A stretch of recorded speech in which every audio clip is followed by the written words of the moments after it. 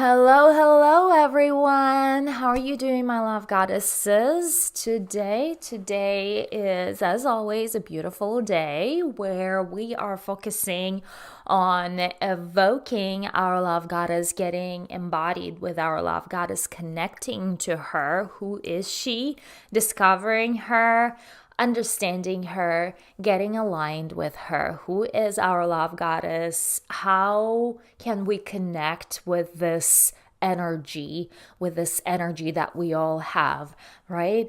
And today specifically, I want to talk on the subject of midlife and midlife crisis, and seems to be a common event in every person's life, and it seemed to become a common word, midlife crisis. When we refer to that, we all have a consensus. We all understand what it is that we all referring to. So let's unpack, let's discover what that means.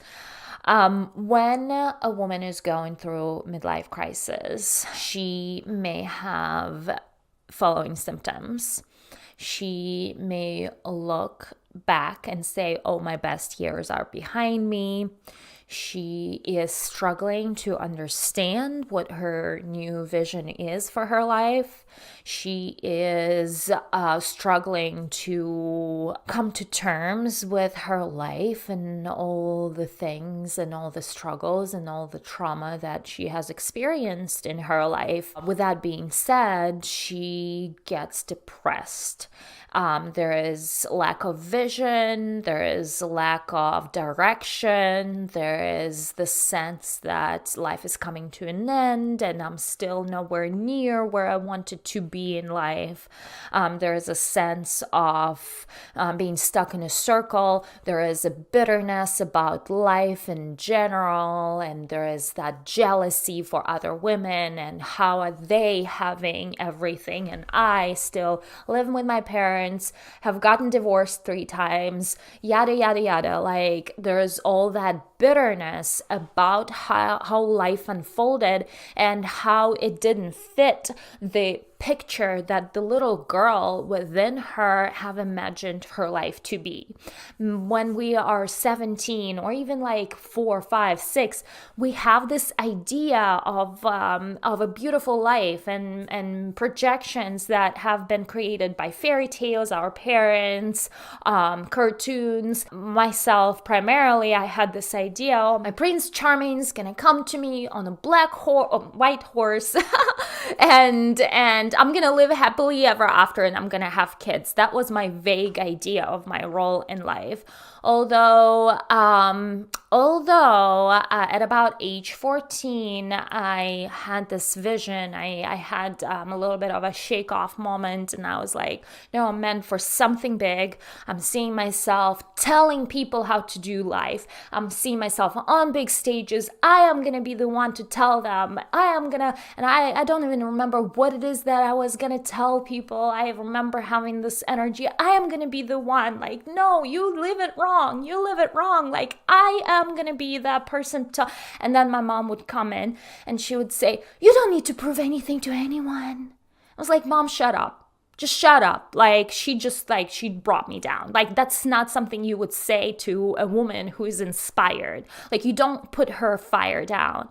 You don't put her fire down, right? And that that was like such a piss off moment for me. And was like, Mom, just like go to your room. Like, that is when I started to my parents, or my mom in particular, played this role in my life where there were a lot of misalignment with what I was feeling, how I wanted to live my life, and how in certain things she would say. And there was also a lot of alignment, right? So it wasn't drastic. I had amazing childhood, just so you know. So my childhood was great. I felt loved. I felt nurtured.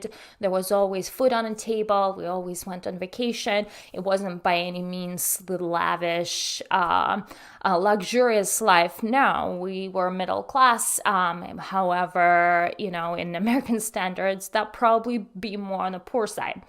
And however, it doesn't matter. I had happy childhood.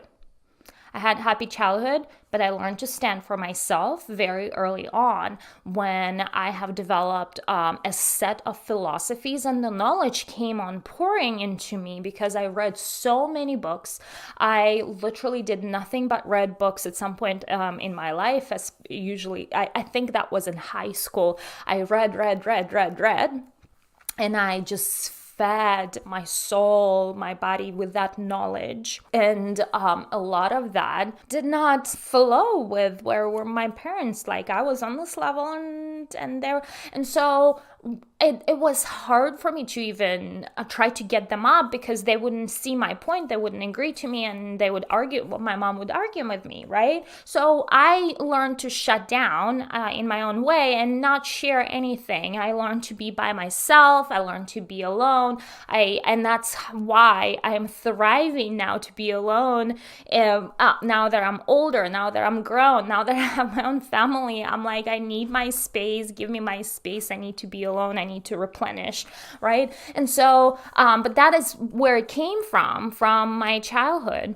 And when I was growing up, there were instances where I would say one thing and share my biggest dreams, and then I would feel like somebody spit in my soul and say, "Oh, that is such a naive idea. You want to live in the woods in this wooden cabin, and like, you want to tell them how to live life. Like, you don't need to prove anything to anyone." It's like, no, I do. And it was in my soul. I had this fire. And like, I think after a couple of those vulnerable shares that were rejected, judged, I didn't shut down, but I closed off. I stopped sharing them. I never put them off. They were always part of me. And that's part of why for the past 20 years, I've been on a search. Where's my purpose? How can I do live my purpose and make my money at the same time? Like, how can I do both at the same time? And so the path was shown to me. It wasn't a straight path. It was a zigzag, and it took years. It took 20 years to get here. So don't ever think that this is easy. But why did I even start this conversation about the childhood? When we are little, we have these projections on what our future is going to look like. And we never change those projections. They are so deep within us that they are our story that we have within us, that we are supposed to be that way, or by that age we have to have that many kids, and we now lived all of that age, and now we are at that age and we have no kids, right? And we feel disconnect. Hey, my internal plan for life is to fail, and I feel like a failure. And a lot of women feeling that way. And a lot of women went through life experiencing life lessons, and a lot of women went through life getting traumatic experiences that they have not cleared out of their environment and their bodies, and they are still carrying all of that. And at some point it snaps, and at some point there is that last straw that broke the camel's back, and you wonder, oh my God, I am a complete failure in life, and I still haven't achieved that, and I still struggle with money, and I still struggle, And so a lot of women would find themselves and a lot of women would be somewhat stuck in some kind of routine or rut, or going to work, and they would understand that there is really no future. And this is where the decision needs to be made: either continue on this journey and just stuff our poor bodies with lots of medication to numb ourselves down and eventually die and not live our purpose, or there is an opportunity to make the change, to make the necessary change towards Something needs to change. Either your story needs to change, either you need to rewrite into a new story and find peace with that and find new goals for yourself in the future, or you just go for it. What is it that you wanted to be when you were a little girl, or trying to sing on stage or dance in front of people? Or what were your dreams? What were you feeling that you still need to fulfill? Where is it? What is it for you? Like, go for it. It doesn't matter the age. The age does not matter. The age is just a number. And yes, you have less days left on this earth to fulfill it. And that's okay. Vera Wang did not start making dresses until she was 40, right? And she's 70 plus now. And look at her, she looks very young.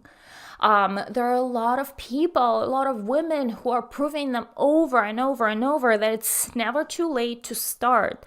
It's never too late to start. You just need to start and the path will be shown. And the sooner you start, the sooner you're going to achieve that dream.